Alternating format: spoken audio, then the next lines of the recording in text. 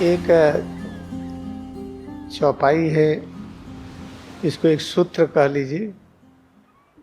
परिहित, दूसरे का हित, इससे बड़ा कोई धर्म नहीं। तो दूसरे का हित का क्या अर्थ है? हम कैसे दूसरे का हित करें?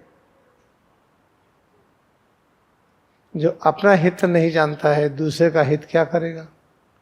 अरे भूख लगेगी खाना बना के खिला देगा, प्यास लगेगी पानी दे देगा, ठंडक लगेगी कंबल दे देगा, रहने को जगह दे देगा, बीमार होगा दवा खरीद देगा, डॉक्टर के पास ले जाएगा। अपना हित इसमें तो है नहीं। तो परहित हम तभी कर सकते हैं जब हम अपना हित करना जानते हो। अपना हित क्या है? हित किसको कहते हैं?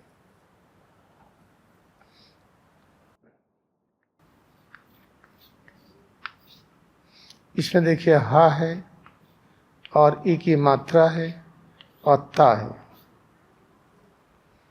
हा कहते हैं मुक्तावस्था, जो अंदर जाती बिना उसके हम नहीं रह सकते। अब हा हम बिना उसके रह सकते हैं, उसको बाहर निकाल दिए। यानी मोक्ष अवस्था, स्वतंत्र। अब बिना ऑक्सीजन के रह लेंगे, बिना पृथ्वी के, बिना हवा के, पानी के। ये मुक्तावस्था को बोध करता है, इसलिए इसको वह खुशी कहते हैं, वह हंसी कहते हैं, जिसको ब्लिस कहते हैं, परम आनंद।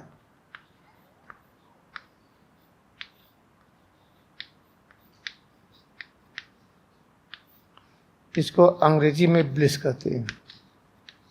परम आनंद क्या है? जो आनंद कभी बोरियत न दे, उसको नित्य नया आनंद कहते हैं, जिससे कभी बोर्डम ना हो। तो हा से संबंधित है। ई क्या है? निकटतम। और ता क्या है? ता को कहते हैं स्टेबिलिटी, जो चीज स्थिर हो जाए। जैसे जब ता का प्रोनाउंसिएशन होता है, ता जीवा को ऊपर चिपका करके स्थिर कर देते हैं, यानी मजबूती। जब ब्लिस की अनुभूति निकटतम में मजबूती से हो, कभी हटे ना, उसी को हित कहते हैं। ई का अभिप्राय है निकटतम।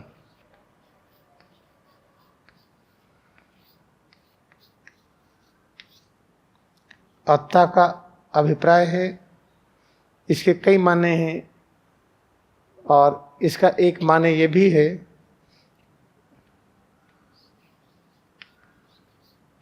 स्थिर, तटस्थ।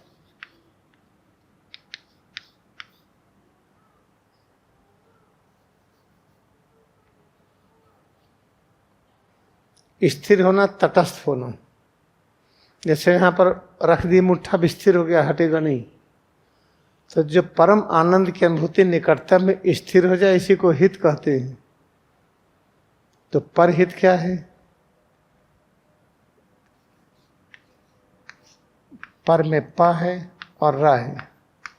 पा कहते हैं पाना, और रा कहते हैं वो शक्ति जो असीम हो, शब्द स्पर्श रूप रस गंध से संबंधित जो शक्ति हो, इस सीमा रहित हो। इसको प्रचंड काम शक्ति कहते हैं। इंद्रियों के मन की शक्ति असीमता को छुए, वो रा कहते हैं। तो पर यानी इस शक्ति को पाएं। ऐसा जब पाएंगे तो क्या होगा? परम आनंद निकटतम में अनुभव होगा, स्थिर होगा। कैसे? भाई आंख देखती है, आंख से हम अतीत भी, भविष्य भी, वर्तमान तीनों देख रहे हैं एक साथ। यही हुआ रा। कान से सुनते हैं, और शब्द जो नहीं सुनाई पड़ता वो भी सुन लें, जो कभी अतीत में था वो भी सुने, जो भविष्य में प्रकट होगा वो भी सुने। तो याद रखिए, परहित का अर्थ ये है। हम लोग इसको कहते हैं कि परहित से बड़ा कोई धर्म नहीं। तो परहित है क्या? ये चीज कैसे मिलेगी? केवल क्रिया योग से मिलेगी। कुछ भी पढ़ लीजिए, कितना नोबेल प्राइज पाइए, कितनी बड़ी तनख्वाह पाइए, कितने बड़े प्रोफेसर हो जाइए, पूरी दुनिया में नाम हो जाए, बेस्ट सेलर बुक लिखिए, लेकिन याद रखिए, ये जो हा है, इसकी प्राप्ति नहीं होगी परमानंद की। ये तो सिद्ध हो चुका है, जो बार बार कहते ही सिद्ध हो चुका है। तो अब देखिए, जब परहित की चीज आ जाती है, इससे बड़ा कोई धर्म नहीं। धर्म क्या है? ध है जो धारण किए हैं, माँ क्या है? जो धारण किए हैं। सूक्ष्म से सूक्ष्म है निराकार, और बड़ा से बड़ा है साकार। माँ के बारे में कई बार हमने स्पष्ट किया है। माँ जब कहीं सो सूक्ष्मतम जैसे बीज कहिए, और विशालतम वृक्ष कहिए, या अत्यंत सूक्ष्मतम को जो देख न सके निराकार कहिए, और जब दिखाई पड़ा यही साकार हुआ। तो साकार निराकार को संयुक्त कर दीजिए, वही माँ है। ये सब चीज़ें जो आप गहराई से समझेंगे ना, तब पता चलेगा सब कैसे मिलेगा। हम जो धारण किए वो है क्या? वो यही है। ये यानी साकार निराकार की संयुक्त उपस्थिति, सिर से पैर की उंगली तक। जीवन अपने अधीन होना चाहिए। अपने अधीन कैसे होगा? सिर से लेके पैर की उंगली तक जो अनुभव होता है, इसी में सब कुछ है। एक बार मान के देखिए क्या होता है। एक दिन 24 घंटा सजग रहिए। जब लेटे हो, बैठे हो, खड़े हो, चलते हो, काम करते हो, आराम करते हो, खाते हो, पीते हो, सोचते हो, विचार करते हो, कुछ भी करते हो, लेकिन सिर से लेके पैर की उंगली तक आप इसको अनुभव करते रहिए। एक दिन का काम में ले लीजिए और बिल्कुल सजग रहिए। आप कहीं अगर हंसे और हंसाने का काम किए किसी को, या बाहर की तरफ ऐसे आउट हो गए जैसे फक के खुश हो गए, हंस पड़े, तो भूल जाएंगे आप कि क्या करें। रोए नहीं, रोइए भी नहीं, हंसिए भी नहीं। हम सजग हो जाए। जैसे जब न्यूरो सर्जरी करते हैं, पता चला कि इसको काट करके सर्जरी करनी है, बहुत टफ होता है यहाँ की सर्जरी, तो उसमें हंसेंगे खांसेंगे तो गया। तो ऐसे एक दिन आप प्रयोग करिए, कल के दिन। चलो आज रात से शुरू करिए, अभी नहीं प्लानिंग किए, जब सोएंगे उस समय से शुरू करिए, और कल 12 बजे तक ले लीजिए 12 घंटा। आप सिर से पैर की उंगली तक हर समय इसको अनुभव करेंगे। इसी अनुभूति में सब कुछ है ऐसा मान करके संतुष्ट रहेंगे। इस अनुभूति को स्वीकार कर पाए, इसे भ्रूमध्य दर्शन करते रहेंगे, श्वास अनुभव करते रहेंगे। इस अनुभूति को आसानी से स्वीकार कर ले, सिर और रीढ़ भी अनुभव करते रहेंगे। और आसानी से स्वीकार कर लें तो कालापन ढीलापन होता ही नहीं, मान ले माया ही। तो आप जो है आज रात्रि से जब सोने लगी, फिर कल देख लीजिए कब 12 घंटा होगा। अपने मित्रों से, परिवार में, घर में सबसे बता दीजिए, भाई हम 12 घंटा की एक प्रयोग कर रहे हैं, कोई हमें डिस्टर्ब नहीं करेगा। तो इस तरह से परहित की बात करिए। इसलिए किसी भी शब्द का अर्थ, अगर एक शब्द का अर्थ आ जाए अनुभूति में, ये नहीं कि इसको सुने तर्क वितर्क से बड़ा अच्छा लगा, रे वाह, इससे कुछ होने वाला नहीं। इस अर्थ की अनुभूति कर लें, हम पालें। किस चीज को पालें? र को पालें। कैसे पालें? वो चीजें कैसे देख रहे हैं जो भविष्य की हैं, अतीत की हैं। भविष्य अतीत देखते हुए वर्तमान में कैसे रह लें? इसको पाना है ना, तो कैसे पाएंगे? क्रिया योग ध्यान से। तो नियम बनाइए कि आज सोने के पहले से लेकर के सजगता पूर्वक सोइए, फिर 12 घंटे तक इसी भाव में रहिए कि सिर से पैर की उंगली तक जो अनुभव होगा, इसी अनुभूति में सब कुछ है। ज्ञान, शक्ति, शांति, अतीत, वर्तमान, भविष्य, ब्रह्मा, विष्णु, शिव, जितने सब है, सब ऋषि मुनि, सभी अवतार सब उसमें है। इसको मान के प्रयोग करने में कुछ जाता नहीं है। इसको प्रयोग करते उबासी आए आने दीजिए, ड्राउजीनेस और सुस्ती नींद आए आने दीजिए, जो हो होने दीजिए। ये है। और पूरे समय इस चित्र को इसलिए हमने बना दिया कि आप लगातार याद रखिए, सिर और रीढ़ को भूलना नहीं है। कंधा हमारा पीछे है कि नहीं, हम देखते धीरे धीरे ऐसा होता है कि कंधा आगे लोगों को झुकने लगता है। कंप्यूटर पे काम करते करते सिर ऐसे झुकने लगता है। 15-20 साल के बाद ऐसे हो जाते हैं, ऐसे चलते हैं। तो इससे अंदर की वाइटलिटी डिस्टर्ब होगी। हमेशा याद रखिए कि दोनों कंधा हल्का पीछे की तरफ हो, पेट थोड़ा अंदर की तरफ हो, ठुड्डी हमेशा सीधे रहे, सिर झुका के बहुत ज़्यादा न चलिए, केवल जमीन दिखाई पड़े कि ठोकर न लगे, बस ठुड्डी और यहाँ के बीच की दूरी बनाए रखिए, भ्रूमध्य पर एकाग्र रहिए, हर कदम बड़ी सजगता में चलिए। कैसे सजग होंगे? हर कदम चलिए तो पैर की उंगली से सिर तक एक कदम उठाए इस कदम को। परिवर्तन हाथों में भी होता है, पीठ, पेट, सीना सब जगह होता है। तो हर कदम उठाइए तो सिर से पैर की उंगली तक सब जगह अनुभव करिए, फिर देखिए कितना ज्ञान आता है। आप आश्चर्य करेंगे, पढ़ते रहिए, ज्ञान नहीं मिलेगा। जब ऊपर में सीढ़ी चढ़ता हूँ, कभी कभी जब अकेले होता हूँ, हमको आधे घंटे में एंजॉय करके चढ़ता हूँ ऐसे ऐसे। तो थोड़ी देर तक इस तरह से धीरे धीरे चल करके एक कदम चलिए, पैर की उंगली से सिर तक क्या अनुभव हुआ, हर जगह पर एकाग्र होइए, उसमें श्वास भी देखिए, भ्रूमध्य के सामने भी देखते रहिए, सामने देख लीजिए कुछ गिरने की जगह ना हो। ऐसे 2-4 मिनट चला करिए। जिसमें क्या होता है, ज्ञान बटोरिए।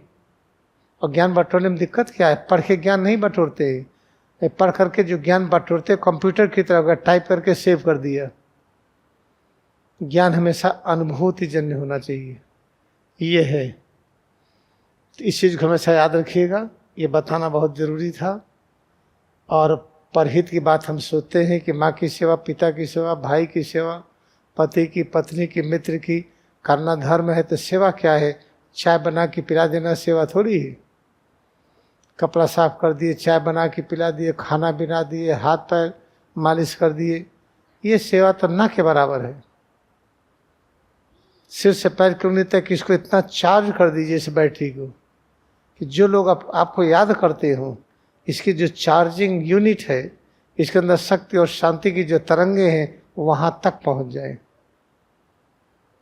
तब आप सोचेंगे कि जो लिखा हुआ है वो किस तरह से सही है। देखिए, लिखा हुआ है किसी भी देश में अगर 10 लोग सत्य की अनुभूति कर ले तो देश सुरक्षित हो जाता है। सत्य की अनुभूति क्या है? देखिए, मेडुला के अंदर अन्नमय कोश, प्राणमय कोश, देखिए 5 है ना इसमें। नंबर 1, ये नंबर 2, ये नंबर 3, ये नंबर 4 और ये नंबर 5।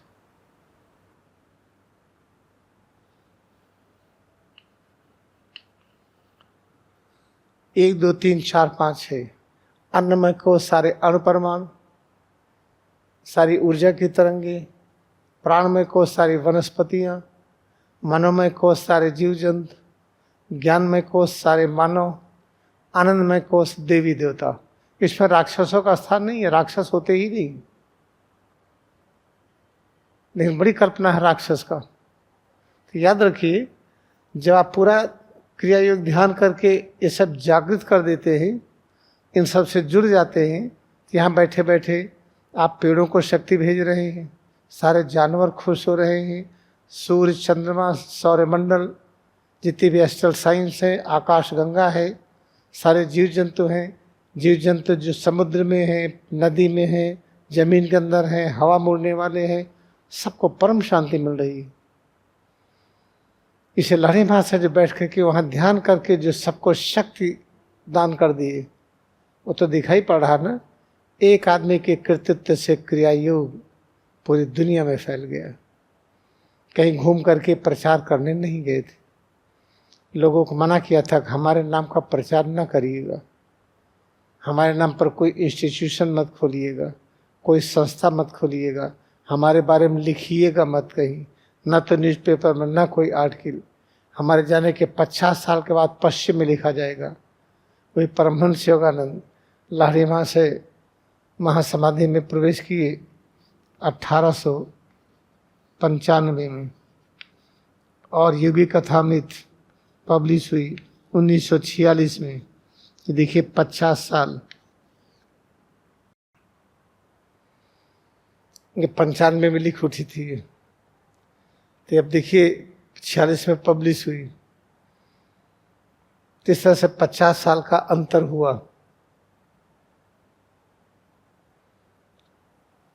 और लाड़ी महाशय के बारे में लिखा गया। उनको भविष्य पता था। एक आदमी जो कमरे में बैठकर घर गृहस्थी संभालते हुए इतना बड़ा कार्य कर गए कि क्रिया योग फैलता ही जा रहा है। कि याद रखिए, अगर एक आदमी के करने से इतना हो गया, तो ऐसे अगर 10 लोग किसी राष्ट्र में तैयार हो जाए तो उस राष्ट्र की सारी वनस्पतियाँ सुरक्षित होगी। ऐसा नियम बनेगा कि हरे पेड़ नहीं कटेंगे, कच्चे फल नहीं टूटेंगे, हरी फसल नहीं कटेगी। ये सब नियम बन जाएगा। नदियों का प्रवाह बना रहेगा, कोई पहाड़ नहीं काटेगा, बरसात के पानी का संग्रह करेगी गवर्नमेंट, उससे साल भर सिंचाई होगी। नदी के बहाव को रोक करके डैम बनाने की आवश्यकता नहीं सिंचाई के लिए। बिजली लेने के लिए सौर ऊर्जा, भारत में तो बहुत सूरज है, बहुत प्रकाश है, ये सब चीज़ें होगी। Therefore, what is important? Let us practice together. I am going to give you practice. I am आपको अभ्यास कराते हैं।